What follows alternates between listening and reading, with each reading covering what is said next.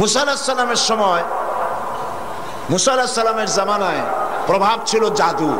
কিসের? এই জাদুর প্রভাব দারুণ ভাবে ছিল। সেই সময় আল্লাহ পাক মুসা আলাইহিস সালামের হাতে দিলেন মুজিজা। সেই মুজিজার নাম কি? লাঠি। লাঠি ফালাই দিলে কি হইতো? সাপ হয়ে যেত। সাপ যখন হা করত, তখন জাদুকরদের তৈরি করা বাঘ, সিংহ, বড় বড় সাপ, অজগর ইত্যাদি সব গিয়ে মুসা আলাইহিস সালামের লাঠি মার্কা সাপের পেটের মধ্যে গিয়ে ঢুকতো। জাদুকরেরা চিন্তা করত যে আমরা যেটা দেখাইছি এটা নিঃসন্দেহে জাদু, কিন্তু মুসা আলাইহিস সালাম যেটা দেখাইছেন এটা জাদু না। কারণ জাদু হলে সে তো এটা সমকক্ষ হতো, এ তো জাদু খাইয়া ফেলাইছে, কাজে এটা জাদু না, জাদুর বাবা অথবা জাদুর দাদা। মুসা আলাইহিস সালাম ইন্তেকাল করেছেন, কিন্তু এই মুজিজা তিনি ইন্তেকালের সাথে সাথে ক্লোজ হয়ে গিয়েছে। ওনার ইন্তেকালের পরে মুসা আলাইহিস সালামের কোন উম্মত ওই লাঠি দিয়ে আর একদিনের জন্য বড় সাপ তো দূরের কথা, একটা ছোট্ট সাপও বানাইতে পারে না। দাউদ আলাইহিস সালাম তিনি অস্ত্র নির্মাণ করতেন, অস্ত্র তৈরি করতেন। সেই লোহা দিয়ে, যে লোহা দিয়ে তিনি অস্ত্র তৈরি করতেন,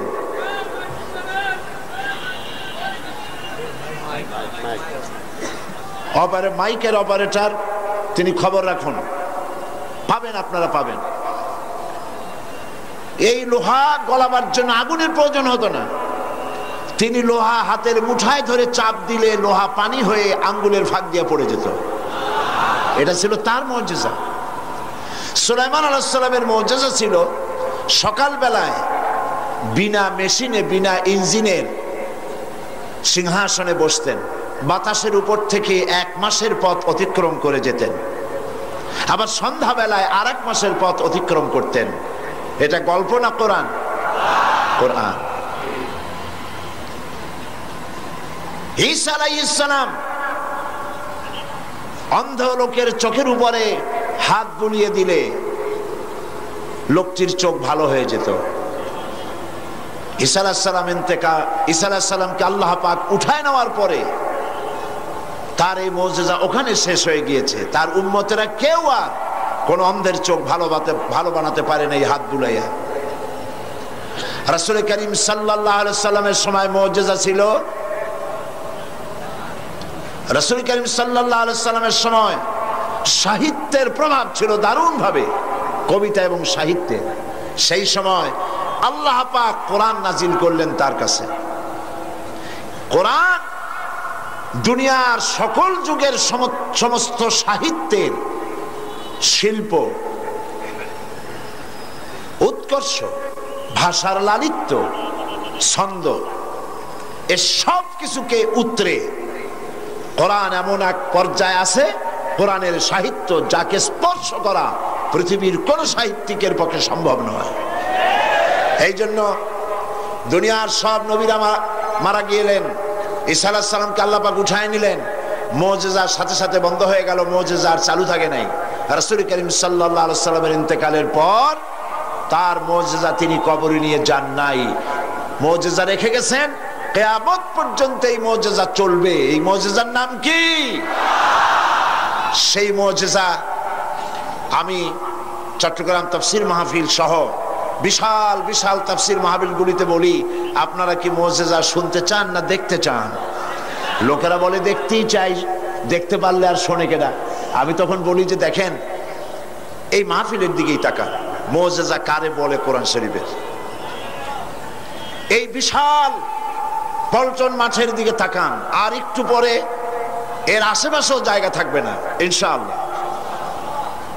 যে কোনো রাজনৈতিক দল এরকম একটা সমাবেশ করতে হলে 1 মাস আগের থেকে পত্র পত্রিকা, মিছিল, পথসভা, সমাবেশ, তারপরে চতুর্দিকে বাস দিয়ে, গাড়ি দিয়ে লক্ষ লক্ষ টাকা খরচ করে মানুষ আনতে হবে, ঠিক কিনা? তারপরেও এইরকম জান্নাতের পরিবেশ হবে না। যা দাঁড়ানো তার থেকে, যা বসা তার থেকে দাঁড়ানো বেশি। চতুর্দিকে পুলিশ, বিডিআর, স্বেচ্ছাসেবক হাতে ধরি পায়ে ধরি বসেন বসেন, কথা কইেন না। কে কার কথা শোনে? সিনেবাদাম সাবায়, শুনতে ইচ্ছে হলে শোনে, না হয় আরেক দিকে তাকায় থাকে। কিন্তু দেখুন তো, মাত্র 2-3টা পত্রিকায় বিজ্ঞাপন দেওয়ার সময় পেয়েছে ইসলামী পাঠাগার। পোস্টার নাই, হ্যান্ডবিল নাই, ব্যানার নাই, প্রচার নাই।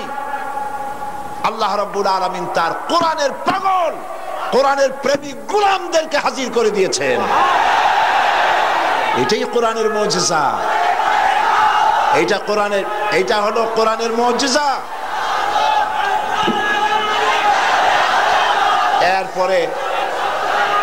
এরপরে দেখুন, আজ এই বিশাল মাহফিল, কি জান্নাতের পরিবেশ। মানুষ উজু করে পবিত্র মন নিয়ে লাখো জনতা বসে আছে, শ্বাসের শব্দ নাই। কোরআনের আদব করছে মানুষেরা। কিসের আদব? আমি সব জায়গায় বলি, আপনারা বিশ্বাস করুন, এই লোকেদের ঢল, মানুষের উত্তাল ঢেউ, এর আকর্ষণ আল্লাহর কসম সাইদি নয়, এর একমাত্র আকর্ষণ আল্লাহর কোরআন।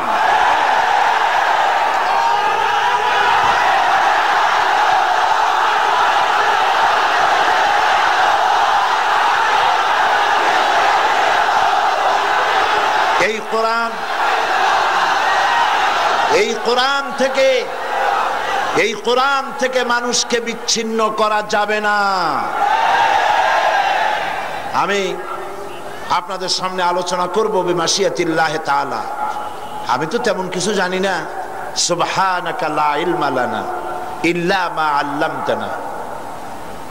আল্লাহ যদি দয়া করে তার গোলামকে কিছু বলার জন্য ইহসান করেন, তবেই বলতে পারবো, নইলে আমার কাছে কিছুই নাই। ঢোল যেমন বাড়ি দিলে শব্দ অনেক দূর থেকে শোনা যায়, মনে হয় ভিতরে অনেক কিছু আছে, কিন্তু ঢোলের চামড়াটা ছিঁড়লে দেখা যাবে ভিতরে একদম শূন্য, কিছুই নাই। আমি এরকম একটা শূন্য মানুষ, ছোট্ট মানুষ, আল্লাহর এক গোলাম ছাড়া কিছুই নই। আল্লাহ পাক যদি দয়া করে বলার তৌফিক দেন বলবো। কিন্তু আপনাদেরকে কথা শোনাবার আগে, ওই যে প্রত্যেক দিন সাংবাদিক বন্ধুদেরকে ছেড়ে দিতে হয়, তাদের ব্যাপারে আমি পুরা সময়ের বক্তব্যের সারাংশ তাদের জন্য গুছিয়ে আমার কাছে রাখি, যেটা তাদের বললে ওনারা তাড়াতাড়ি নিয়ে চলে যেতে পারেন পত্রিকায় দেওয়ার জন্য। ওনাদের ব্যাপারে যে কথাগুলি বলবো, এরপরই আমি ওনাদের ব্যাপারে বলার অর্থ হচ্ছে সাংবাদিকদেরকে উদ্দেশ্য করে নয়, গোটা জাতিকে উদ্দেশ্য করে কথা বলছি। ওনারা হচ্ছেন আমাদের বন্ধু। ওনাদের মাধ্যমে কথাগুলি জাতির কাছে পৌঁছে।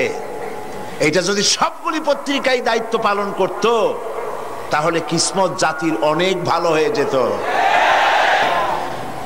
এই সব মাহফিলে কথা হয় জাতি বিনির্মাণের কথা, চরিত্র তৈরির কথা, দেশ এবং জাতি গঠনের কথা, স্বাধীনতা সার্বভৌমত্বের কথা বলা হয়, স্বাধীনতা হেফাজতের কথা বলা হয়। সুতরাং এই কথাগুলি পত্রিকায় আসলে গোটা জাতি জানতে পারতো, কিসমত ভালো হতো। তোমরা তা করলে না। তবে ইনশাআল্লাহ আল্লাহ যাদেরকে পয়সা দিয়েছেন আজকের মাহফিলে আছেন, আমি বলবো মিডিয়া কোনো নেগলেক্টেড সেক্টর নয়, মিডিয়া খুব গুরুত্বপূর্ণ অস্ত্র। আমার যদি সময় হয় তাহলে সে ব্যাপারেও কথা বলবো। যাদের পয়সা কড়ি আছে, পত্রিকা বের করা উচিত ইসলামকে টিকায় রাখার জন্য, মুসলমান টিকায় রাখার জন্য, বাংলাদেশের স্বাধীনতা সার্বভৌমত্ব হেফাজতের জন্য পত্রিকা প্রয়োজন।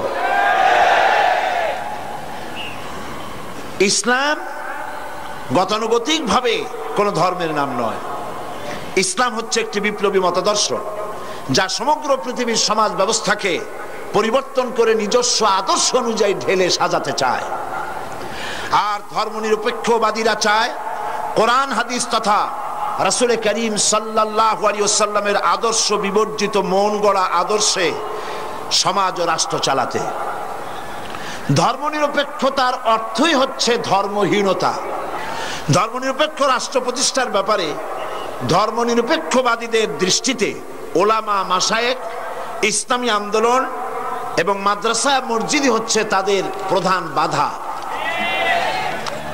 মুসলিম দেশসমূহের মধ্যে তুরস্কই হচ্ছে প্রথম ধর্মনিরপেক্ষ ইউরোপের মুরিদ রাষ্ট্র।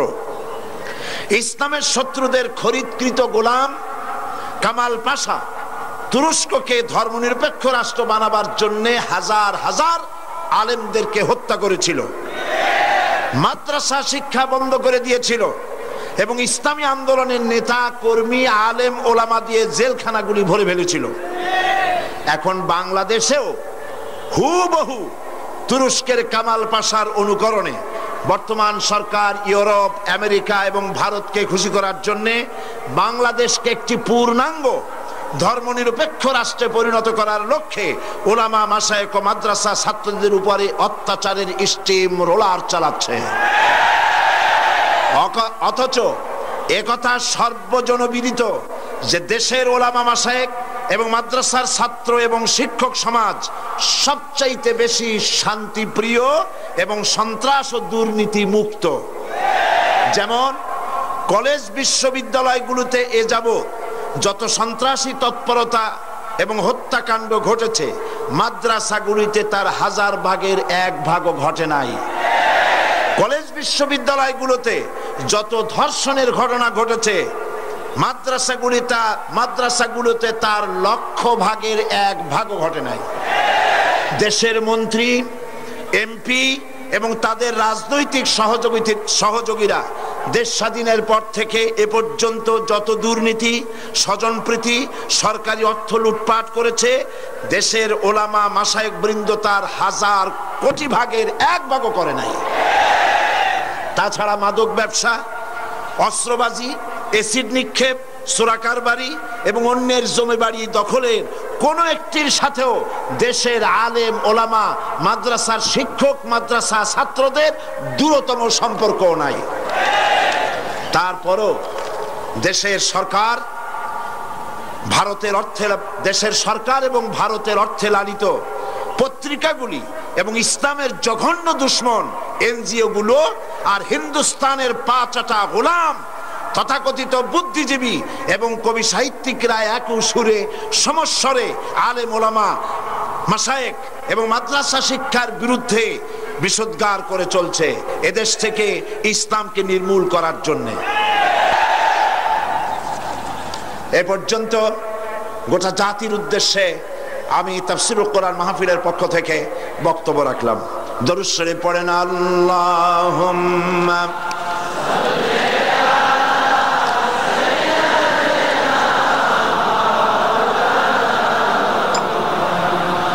ওয়া আলা আলি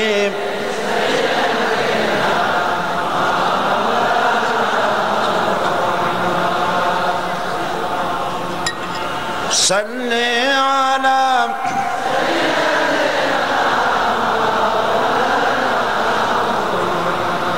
وعلى آل سيدنا مولانا محمد। প্রিয় ভাইয়েরা, আল্লাহ রাব্বুল আলামিন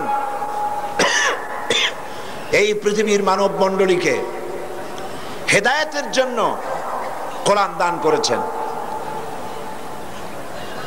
এই কোরআন এসেছে মানুষের ভাগ্যকে সুপ্রসন্ন করার জন্য। কিন্তু অবস্থা কি দেখতে পাচ্ছি? আমরা দেখতে পাচ্ছি কোরআন যাদের কাছে পৃথিবীতে তারাই সব থেকে বেশি মার খায়, ঠিক কিনা? বসনিয়ায় মার খায় কারা? চেচনিয়ায় কারা? দাগেস্তান, বার্মায় কারা? ফিলিপিনে কারা? কাশ্মীরে কারা? প্যালেস্টাইনে কারা? সারা বিশ্ব জুড়ে আজ মুসলমানরাই মার খাচ্ছে। তার অর্থ কি এই দাঁড়াবে যে মুসলমানরাই হচ্ছে কোরআন তাদের কাছে আছে বলে এই কারণেই তারা মার খাচ্ছে? না। আল্লাহ রাব্বুল আলামিন কোরআনে কারীমের ভিতরে বলেছেন, তাহা মা আনজালনা আলাইকাল কুরআনা লিতাশকা। নবী হে, কোরআন আমি এই জন্য নাজিল করি নাই যে আপনি ভাগ্য বিপর্যস্ত হবেন, হতভাগ্য হয়ে যাবেন, এর জন্য কোরআন আসে নাই। কোরআন এসেছে ভাগ্যকে সুপ্রসন্ন করে দেওয়ার জন্য। যাদের কাছে কোরআন থাকবে তারা শাসিত হবে না, যাদের কাছে কোরআন থাকবে তারা বিশ্বকে শাসন করবে। আজ কোরআন ঘরে থাকা সত্ত্বেও আমরা এই কোরআন থেকে ফায়দা নিতে পারলাম না। এমন একখানা কিতাব যার কাছে আসতে বলে লোহাগুলি পাথর হয়ে, লোহাগুলি সোনা হয়ে যায়, পাথরগুলি হীরকখণ্ডে পরিণত হয়ে যায়। কবি বলছেন উতর কর গার হেরা সে সুয়ে কওম আয়া, উতর কর গার হেরা সে সুয়ে কওম আয়া और के नुस्खे किमिया सतलाया। रसूल करीम सल्लल्लाहु अलैहि वसल्लम হেরা পাহাড় থেকে নেমে এলেন, হাতে আনলেন একখানা পরশ পাথর, সৌভাগ্য স্পর্শমণি কোরআন। এই কোরআনের সংস্পর্শে যেই এলো তার ভিতরে পরিবর্তন এসে গেল। কোরআন জিরোকে, কোরআনের সাথে যদি কোনো হিরো আসে আর যদি বেয়াদবি করে, হিরোকে কোরআন জিরো বানায় দেয়। আবার যদি কোনো জিরো আসে, জিরোকে কোরআন শরীফ হিরো বানায় দেয়। তার নমুনা আমরা দেখতে পাই হযরত ওমর রাদিয়াল্লাহু তাআলা আনহু কত বড় জাহিল ছিলেন। আল্লাহ নবী হত্যা করতে আসতে পারেন, কত বড় জাহিল হলে পরে তিনি নবী হত্যা করতে আসলেন, কিন্তু তিনি নবী হত্যা করতে পারেন নাই। কোরআন তার জাহালাতের কল্লা কাটিয়ে দিয়েছে। কোরআনের আওয়াজ শুনে, কোরআন তেলাওয়াত করে তার মনের পরিবর্তন হয়ে গিয়েছে। রাসূলের কাছে এসেছেন তরবারি হাতে। হুজুর জিজ্ঞেস করলেন, ওমর কি মতলব নিয়ে এসেছো? ওমর বললেন, মতলব তো খারাপই ছিল, কিন্তু কোরআন পড়ার পরে আমার মতলব পরিবর্তন হয়ে গেছে। জীবনের 26টি বছর কুফরির অন্ধকারের ভিতরে ডুবেছিলাম, আমাকে তাওহীদের আলোর সন্ধান দিয়ে দিন। নবীজি তাকে পড়তে বললেন, লা ইলাহা ইল্লাল্লাহু মুহাম্মাদুর রাসূলুল্লাহ। যে ওমর রাসূলকে হত্যা করতে আসলেন, নবীজি বললেন, লা নবিয়্যা বাদি ওয়ালা রাসূলা, আমার পরে নবী বা রাসূল পৃথিবীতে আর আসবে না।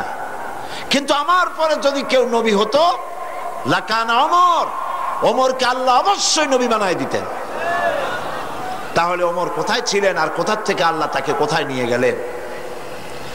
ভাবতে অবাক লাগে। হযরত আলী রাদিয়াল্লাহু তাআলা আনহু, ওমর রাদিয়াল্লাহু তাআলা আনহুর জামানায় তিনি রাতের বেলায় ঘুমায় আছেন, স্বপ্নে দেখছেন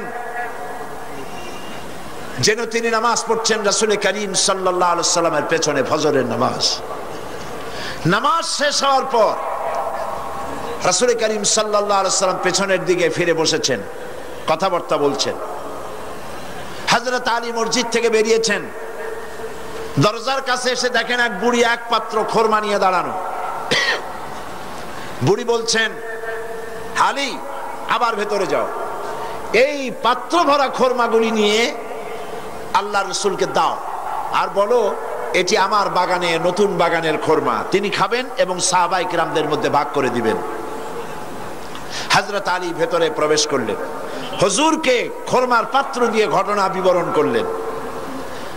রাসূল করিম সাল্লাল্লাহু আলাইহি ওয়াসাল্লাম পাত্র থেকে একটি খোরমা উঠায়া হযরত আলীর মুখের মধ্যে দিলেন। হযরত আলী স্বপ্নের ভিতরে খেজুরটি খাচ্ছেন। ইত্যাবসারে ফজরের আজান হলো, আজানের আওয়াজ শুনে হযরত আলীর ঘুম ভেঙে গেল।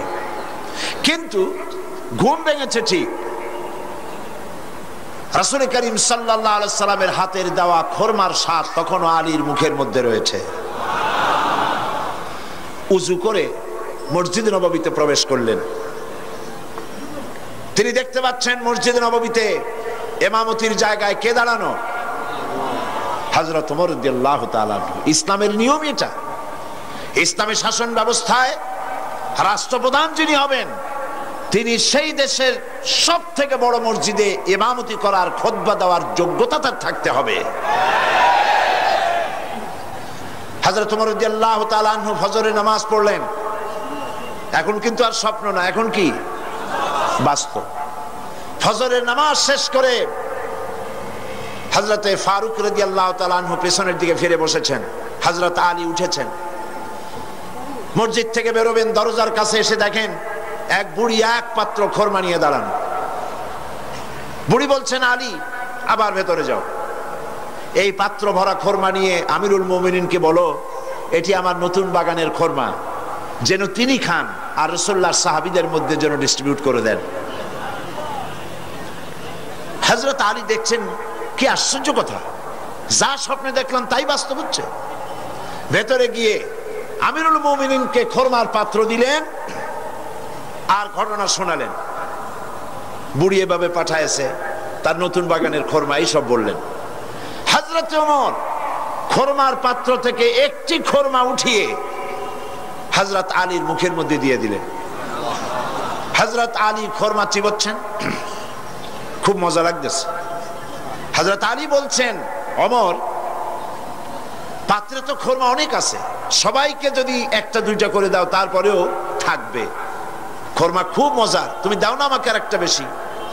জিদনি তামরাতান উখরা, আমাকে আর একটা খোরমা দাও। হযরত ওমর বলছেন, ইয়া আলী লাউ আন্না রাসূলুল্লাহ সাল্লাল্লাহু আলাইহি ওয়াসাল্লাম যাদাক লাজিদনাক। হে আলী, রাসূল করিম সাল্লাল্লাহু আলাইহি ওয়াসাল্লাম স্বপ্নের ভেতরে তোমাকে যদি একটার বেশি খোরমা দিতেন, আমিও তোমাকে একাধিক খোরমা দিয়ে দিতাম। হযরত আলী রাদিয়াল্লাহু তাআলা আনহু বলছেন, ইয়া ওমর আহিয়া রুইয়া রাআইতাহা আম হিয়া গায়বুন আম ইত্তালাত আলাইহি। এটা কি, এটা কি তুমি স্বপ্ন দেখেছো আমার মতো, না গায়ব থেকে তোমাকে জানানো হয়েছে? আমাকে রাসূলুল্লাহ স্বপ্নে একটা খোরমা দিলেন, তা তুমি টের পাইছো কেমনে, কিভাবে টের পেলে? এটা কি স্বপ্ন দেখেছো না গায়ব? হযরত ওমর বলছেন, ইয়া আলী ওয়াল্লাহি মা হিয়া রুইয়া ওয়ালা গায়ব ওয়ালাকিন্নাল মুমিনা ইযা আখলাসা কলবাহু ইয়ারা বিনূরিল্লাহ। মূল বক্তব্য হচ্ছে, হে আলী এটা স্বপ্ন নয়, এটা গায়ব থেকেও আমাকে জানানো হয়নি। মূল কথা হচ্ছে, আল্লাহর কোন মুমিন বান্দা যখন আল্লাহর জন্য হয়ে যায়, ব্যক্তিতে, পরিবারে, সমাজে, রাষ্ট্রে, জীবনের সব ক্ষেত্রে যদি কোনো মুমিন বান্দা আল্লাহর গোলাম হয়ে যায়, তো আল্লাহর সাহায্যেই সে দেখতে পায়। হযরত ওমর কোথায় ছিলেন আর কোরআন তাকে কোথায় নিয়ে গেল? সুবহানাল্লাহি ওয়া বিহামদিহি। সেই কোরআন, এই দিকটা মাইক পাচ্ছে না, অপারেটর পাঠায় দিন, পাবেন ইনশাআল্লাহ পাবেন। কোরআন পৃথিবীতে মানব গোষ্ঠীর হেদায়েতের জন্য এসেছে। সেই কোরআন থেকে বিগত দুদিন আমি আলোচনা করেছি আপনাদের সামনে সূরা আস-সাফ থেকে। আসুন, কুম আলা তিজারাতিন তুনজিকুম মিন আযাবিন আলীম تؤمنون بالله ورسوله وتجاهدون في سبيل الله بأموالكم وأنفسكم ذلكم خير لكم إن كنتم تعلمون صدق الله العظيم। আল্লাহ পাক বলছেন, হে বিশ্বাসীরা, যারা তোমরা ঈমান এনেছো, শোনো, আমি কি তোমাদের কেমন একটি ব্যবসার কথা বলবো না, যে ব্যবসায় তোমাদেরকে জাহান্নামের কঠিন শাস্তি থেকে রক্ষা করবে? তার মানে অবশ্যই বলবো, সেই ব্যবসাটা হচ্ছে আল্লাহর সাথে ব্যবসা করতে হবে। ব্যবসার পুঁজি কয়টা বলেছিলাম? তিনটি।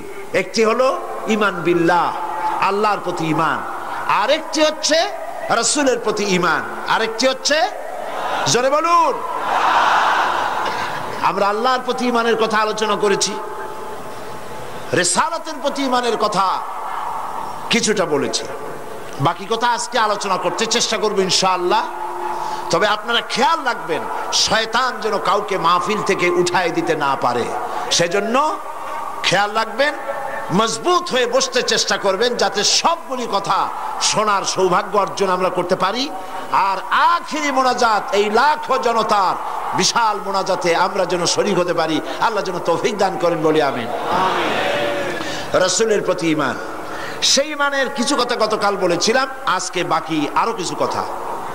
রাসূলের প্রতি ইমানের অর্থ শুধু এতটুকু নয় যে মাথায় টুপি পরলাম, দাড়ি রাখলাম, জামা গায়ে দিলাম, এতটুকুনি শুধু নয়, বরং রাসূল হচ্ছেন আমাদের আদর্শ, এটা বিশ্বাস করতে হবে। রাসূল আমাদের কি? অনেকে বলে আমরা অমুকের আদর্শ, আমরা অমুকের আদর্শের সৈনিক, বলেন এরকম? এর কোনো মানে নেই। আল্লাহ শিখাচ্ছেন, লাকাদ কানা লাকুম ফি রাসূলিল্লাহি উসওয়াতুন হাসানাহ। আল্লাহ পাক বলেন তোমাদের জন্য তোমাদের মহত্তম আদর্শ তোমাদের রাসূলের ভেতরে আমি রেখে দিয়েছি। আল্লাহর নবী হচ্ছেন তোমাদের জন্য শ্রেষ্ঠ আদর্শ। সর্বশ্রেষ্ঠ আদর্শ কে? আদর্শ তো তিনিই হবেন যার জীবন কলুষতা মুক্ত, জীবনে কোনো কালিমা নাই, তিনি হবেন আদর্শ। পৃথিবীতে মানুষেরা নিজেরা নিজেদের জন্য অনেক নেতা বানায়। এখন প্রকৃতপক্ষে নেতা কে হবেন? বিশ্বনবী মুহাম্মদ সাল্লাল্লাহু আলাইহি ওয়াসাল্লাম। এই জন্য আমাদের প্রাণ প্রিয় স্লোগান আল্লাহু আকবারের পরে তোমার নেতা আমার নেতা, এটা কি সকলের জন্য? তাহলে জান খুলে পড়ে বলেন না তোমার নেতা আমার নেতা কে? বলেন সাল্লাল্লাহু আলাইহি ওয়াসাল্লাম। তিনি হচ্ছেন আমাদের নেতা। আমি এজন্য মাঝে মধ্যে প্রশ্ন করি, আপনারা যাদেরকে নেতা মানেন, নেতার প্রশংসায় রাত দিন 24 ঘন্টা জিকির আজগার করেন, সেই নেতা জীবনে মিথ্যা কথা বলে নাই, মানুষকে ঠকায় নাই, জেনা ব্যভিচার করে নাই, হত্যা করে নাই, প্রতারণা করে নাই, মদ পান করে নাই, এ ব্যাপারে আপনারা কি নিশ্চিত? তাহলে কিভাবে নিজেরা নেতা তৈরি করে তার পিছনে ঘোরেন? নেতা তো তিনি যার জীবনে কোনো কলুষতা নাই। তিনি কে? বিশ্বনবী মুহাম্মদুর রাসূলুল্লাহ সাল্লাল্লাহু আলাইহি ওয়াসাল্লাম। পৃথিবীর সমস্ত নেতাদের ক্যারেক্টার দুই রকম। ক্যারেক্টার কয় রকম? একটা হলো পাবলিক ক্যারেক্টার, আর একটা হচ্ছে পার্সোনাল ক্যারেক্টার। জনগণকে দেখাবার জন্য এক চরিত্র, আর ভেতরে হলো আর এক চরিত্র। সেই জন্য তারা বলে আমি যা বলি তাই তোমরা করো, আমি যা করি তা তোমরা দেখবা না। রাসূল কি এরকম বলেছেন? আল্লাহর নবী তার বক্তব্য হচ্ছে আমার স্ত্রীরা ও আমার সাহাবায়ে কিরাম দিনের আলোতে আর রাতের আধারে আমার মধ্যে যা কিছু তোমরা দেখতে পাও, যে আচরণ তোমরা দেখতে পাও, সবগুলি খুলে খুলে মানুষের সামনে বলে দাও। সুবহানাল্লাহ বলবেন না? আমার জীবনের সব কথা মানুষের সামনে বলে দাও। এই জন্য রাসূল করিম সাল্লাল্লাহু আলাইহি ওয়াসাল্লাম হচ্ছেন শ্রেষ্ঠ আদর্শ। তার নীতিকে অনুসরণ করতে হবে জীবনের সব ক্ষেত্রে। একটা মানুষ কতটা চরিত্রবান, কতটা ভালো, সেই কথা কে বলতে পারে? কার সার্টিফিকেট সবচাইতে বেশি নির্ভরযোগ্য? ম্যাজিস্ট্রেট, চেয়ারম্যান, মন্ত্রী, পীর সাহেব, মৌলানা সাহেব, কে সব থেকে একটা পুরুষের নির্ভরযোগ্য সার্টিফিকেট কে দিতে পারে? স্ত্রী দিতে পারে। রাসূলুল্লাহর চরিত্রের সার্টিফিকেট আল্লাহ তো দিয়ে রাখছেনই। তারপর তার স্ত্রীর সার্টিফিকেটটা দেখুন। হেরা পাহাড় থেকে যখন নেমে এসে তিনি বলেছিলেন আমি ভয় পেয়েছি, তাড়াতাড়ি করে আমাকে ঢেকে দাও। হযরতে খাদিজা জিজ্ঞেস করেছিলেন আবুল কাসেম আপনার কি হয়েছে? কেন আপনি, আপনার চোখ বড় হয়ে গিয়েছে, শরীর কাঁপছে, গায়ে জ্বর উঠেছে, কারণ কি? তিনি বললেন আমি এরকম এক জ্যোতির্ময় মহাপুরুষ দেখেছি যাকে আমি জীবনে কোনোদিন দেখি নাই। এই সমস্ত কথা আমাকে বলেছে, আমি পড়তে পারি না বলেছি, তারপরে আমাকে 3 বার বলার পরে আমাকে সিনার সাথে আলিঙ্গন করেছে, এরপর আমি বলতে পেরেছি, আমি ভয় পেয়ে গেছি। হযরতে খাদিজা বলেন আবুল কাসিম, হে কাসিমের পিতা, আমি নিশ্চিত করে বলতে পারি কোন জিন, কোন দুষ্ট শয়তান আপনার অনিষ্ট করতে পারে না। কারণ আপনি কখনো মিথ্যা কথা বলেন না, আপনি প্রতিবেশীর হক আদায় করেন, আত্মীয়দের হক আদায় করেন, এতিম মিসকিনকে খেতে দেন, বিধবাকে আশ্রয় দেন। আপনার ক্ষতি কোন জিন বা শয়তান করতে পারে না। নবীজি পরবর্তী সময় হযরত খাদিজাকে যখন ঈমানের দাওয়াত দিলেন, যখন তিনি বললেন আমি আল্লাহর নবী, তুমি ঈমান আনো আল্লাহর উপরে, আমাকে রাসূল হিসাবে, নবী হিসাবে মানো, হযরত খাদিজা এক মুহূর্ত দেরি করেন নাই, সঙ্গে সঙ্গে হযরত খাদিজা বলেছেন লা ইলাহা ইল্লাল্লাহু মুহাম্মাদুর রাসূলুল্লাহ। হে কাসেমের পিতা, আমি অবশ্যই বুঝতে পেরেছি আপনি আল্লাহর নবী। বিগত বছরগুলিতে আপনার মধ্যে যে আখলাক, যে চরিত্র দেখেছি, এটা কোনো সাধারণ মানুষের চরিত্র হতে পারে না। রাসূল করিম, রাসূলের উপর ঈমান আনার অর্থই হলো তার আদর্শের অনুসরণ করা, অনুকরণ করা, তিনি যা বলেছেন সবটা করা, যা করেছেন সবটা করা, মেনে নেওয়া। এইখানে যদি দ্বিধাদ্বন্দ্ব থাকে তাহলে তো মুমিন হওয়া যাবে না। হযরত ওমর রাদিয়াল্লাহু তাআলা আনহুর কাছে এক লোক এসে বলেছিল, এক মুসলমান একটা বিচারের সানি করতে এসেছিল, বলছে ওমর একটা বিচারের সানি করে দাও, দ্বিতীয়বার বিচারটা করে দাও। তো প্রথমবার কার কাছে গিয়েছিলে? তো তিনি বললেন যে আমি প্রথমবার তো মুহাম্মদ সাল্লাল্লাহু আলাইহি ওয়াসাল্লামের কাছে গিয়েছিলাম, আমি মুসলমান মানুষ, আমার বিরুদ্ধে ইহুদি কেস দায়ের করলো, হুজুর সাক্ষী প্রমাণ নিয়ে আমি মুসলমান, নামাজ পড়ি, যুদ্ধে যাই, চাঁদা দেই, আমার বিরুদ্ধে রায়টা দিলেন, এটা কি সঠিক হয়েছে? আপনি বরং এই সবকিছু শুনে মিলে এটাকে দ্বিতীয়বার বিচারটা করে দেন। হযরত ওমর রাদিয়াল্লাহু তাআলা আনহু বললেন দাঁড়াও, অপেক্ষা করো, আমি বিচার করতেছি। ঘরের মধ্যে প্রবেশ করলেন, তরবারি একখানা নিয়ে আসলেন, আর তরবারি দিয়ে আঘাত দিলেন, বললেন আল্লাহর বান্দা, রাসূল করিম সাল্লাল্লাহু আলাইহি ওয়াসাল্লাম বিচার করার পর সেই বিচার যে মানতে পারে না, তার বিচার তো এরকম করে করে দিতে হয়। লোকটি দ্বিখণ্ডিত হয়ে গেল। রাসূলের কাছে খবর এলো ওমর রাদিয়াল্লাহু তাআলা আনহু মুসলমান হত্যা করেছেন। চতুর্দিকে বদনাম ছড়িয়ে গেল। রাসূল করিম সাল্লাল্লাহু আলাইহি ওয়াসাল্লাম চিন্তায় পড়ে গেলেন, হযরত ওমর এতটা করতে গেলেন কেন? আল্লাহ পাকের পক্ষ থেকে আয়াত নাজিল হয়ে গেল। আল্লাহ রাব্বুল আলামিন শোনালেন, ফালা ওয়া রাব্বিকা লা ইউমিনুন, হে নবী আপনার রবের কসম, আপনার আল্লাহর কসম, যেই ব্যক্তি ঈমানের দাবি করে, মুসলমানের দাবি করে, আপনার হুকুম, আপনার সিদ্ধান্ত মানতে দ্বিধা দ্বন্দ্বে ভোগে, সে কখনোই মুমিন হতে পারে না, সে মুমিন নয়। ওমর যাকে হত্যা করেছে সে মুসলমান নয়, মুনাফিক। সুতরাং ইসলাম কবুল করলে ইসলামের সবটা মানতে হবে, অল্প একটু মানলে হবে না। রাসূল করিম সাল্লাল্লাহু আলাইহি সাল্লামকে তার উপর ঈমান আনতে হলে সম্পূর্ণটাই মানতে হবে। রাসূল করিম সাল্লাল্লাহু আলাইহি ওয়াসাল্লামের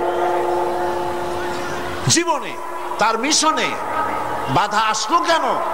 বাধা এই জন্য এসেছে, বাধা যে হয়েছে এটা তো আপনারা নিশ্চয়ই জানেন। বাধাটা দিল কারা? সে কথা গতকাল বলেছি। যদি রাসূল করিম সাল্লাল্লাহু আলাইহি ওয়াসাল্লাম শুধুমাত্র টুপির কথা বলতেন, দাড়ির কথা বলতেন, জামার কথা বলতেন, কদু খাওয়ার কথা বলতেন, মিষ্টি খাওয়ার কথা বলতেন, আতর লাগাবার কথা বলতেন, সুরমা লাগাবার কথা বলতেন, তাহলে রাসূলকে মার খেতে হতো না, ঠিক কিনা বলেন? এই ধরুন আমি যদি আপনাদের বলি, ভাইরা আপনারা সকলে দাড়ি রাখবেন, মাথায় টুপি দেবেন, ভালো জামা টামা, সুন্নতি জামা, লম্বা জামা পরবেন, পাগড়ি পরবেন, আপনারা কি আমাকে মারতে আসবেন নাকি? আপনারা বলবেন তো ভালো কথা, এই মন্দ কি? তো রাসূলুল্লাহ মারটা খাইলেন কেন? দাড়ি রাখতে বলেছে তো ভালো কথা, পুরুষের দাড়ি হলে তো খুব ভালোই লাগে, দাড়ি যত বড় হয় আরো সুন্দর লাগে, আর বেশি ঘন হলে শীতকালে মাফলারের দরকার হয় না, গলাটা ঢেকে থাকে, কত সুন্দর। তেতে মারতে আসবে কেন? কদু খাইতে বললে তাতে মারতে আসবে কেন? মিষ্টি খাইতে বলেছেন তাতে মারতে আসবে কেন? মূল বিষয়টা হলো, মারতে আসার কারণটা ছিল এই, মার খেয়েছেন রাসূল এই কারণে, তিনি পৃথিবীর বুকে আল্লাহর জমিনে আল্লাহর আইন প্রতিষ্ঠা করতে চেয়েছেন। আল্লাহ রাব্বুল আলামিন বলেছেন আলা লাহুল খালকু ওয়াল আমর, জেনে রাখো সৃষ্টি যার, আইন চলবে তার, অন্য কারো নয়। আইন চলবে কার? সবাই বলুন কার? আল্লাহ পাকের আইনকে জমিনে প্রতিষ্ঠার জন্য পয়গম্বরেরা দায়িত্ব পালন করে গেছেন। সুতরাং নবীর উপরে ঈমান আনার অর্থ ইয়া নবী সালাম আলাইকা বলা নয় শুধু। নবীর উপর ঈমান আনার অর্থ দাড়ি আর টুপি লাগানো নয় শুধু। নবীর উপরে ঈমান আনার অর্থ হলো দাড়ি, টুপি, জামা সহ, পাগড়ি সহ, মেসওয়াক, সুরমা, যা যা রাসূল করেছেন বলেছেন সব সহ দিন প্রতিষ্ঠার জন্য জিহাদে অংশগ্রহণ করতে হবে। সেই কথাই আসছে 3 নম্বরে গিয়ে, ওয়াতুজাহিদুনা ফি সাবিলিল্লাহি বিআমওয়ালিকুম ওয়া আনফুসিকুম যালিকুম খায়রুল লাকুম ইন কুনতুম তা'লামুন। আল্লাহর রাস্তায় জিহাদ করো। আল্লাহর রাস্তায় কি করো? জিহাদ। জোরে বলেন কি? জিহাদ করো। কি দিয়ে? মাল আর জান দিয়ে। যদি তোমরা ইসলাম বুঝে থাকো তাহলে এই জিহাদে অংশগ্রহণ করো। এখন জিহাদ কাকে বলে? লোকেরা ধারণা করেছে জিহাদ মানে হলো যুদ্ধ। জিহাদ এই নামটা শোনার মাত্রই, যখনই কারো মুখে শোনে জিহাদ অথবা কাগজে পড়ে জিহাদ, তো পাঠকের মনে তখন একটা চিত্র ভেসে ওঠে। বিরাট দাড়িওয়ালা, টুপিওয়ালা, জামাওয়ালা, হাতে লম্বা তরবারি, সমানে দৌড়াইতেছে আর কাফের কুচায় কুচায় শেষ করে ফেলাই দিতেছে। এর নাম হলো জিহাদ। এই জন্য ফার্সিতে একটা কথা আছে, অলেকিন কালামদার কাফে দুশ্মনাস্ত। দুশ্মনের হাতে কলম ছিল, যেমন খুশি তেমন মুসলমানদের ইতিহাসকে তারা বিকৃত করেছে। জিহাদ মানে যুদ্ধ নয়, জিহাদ মানে হোলি ওয়ার নয়, জিহাদ মানে হার্ব নয়, জিহাদ মানে কিতাল নয়। যুদ্ধ এটার আরবি কিতাল হতে পারে, হার্ব হতে পারে, ওয়ার হতে পারে, কিন্তু জিহাদ শব্দের অর্থ এগুলি নয়। জিহাদ কি? জিহাদের আবিধানিক এবং পারিভাষিক অর্থ হচ্ছে যে কোনো উদ্দেশ্যকে সফলতার শীর্ষে পৌঁছে দেওয়ার জন্য যে প্রাণান্তকার প্রচেষ্টা চালানো হয়, জান দিয়ে, মাল দিয়ে, অর্থ দিয়ে, যে কোনো উপায় যে চেষ্টা চালানো হয়, ওই চেষ্টার নাম হলো জিহাদ। ওই চেষ্টার নাম কি? জিহাদ। তো আমাদের উদ্দেশ্য হলো, লক্ষ্য করুন, আমাদের উদ্দেশ্য হলো জমিন হলো আল্লাহর। চিল্লায় বলুন, জমিন কার? আল্লাহর জমিনে। মানুষ কার? আল্লাহর জমিনে আল্লাহর মানুষের উপরে আইন কার? আল্লাহ পাকের আইনকে প্রতিষ্ঠিত করার জন্যে আমি যদি বই লেখি, এটা আমার লেখার জিহাদ। আমি যদি এই রাস্তায় পয়সা খরচ করি, এটা হলো আমার আর্থিক জিহাদ। আমি এই রাস্তায় চূড়ান্ত, আমাকে যদি কেউ বাধা দেয় সশস্ত্র ভাবে, তখন সশস্ত্র ভাবে তার মোকাবেলা যদি আমি করি, এটা হলো জিহাদের চূড়ান্ত রূপ। জিহাদের অর্থ শুধুমাত্র হিন্দু যেখানে পাও কুচাইয়া মারো, এর নাম জিহাদ নয়।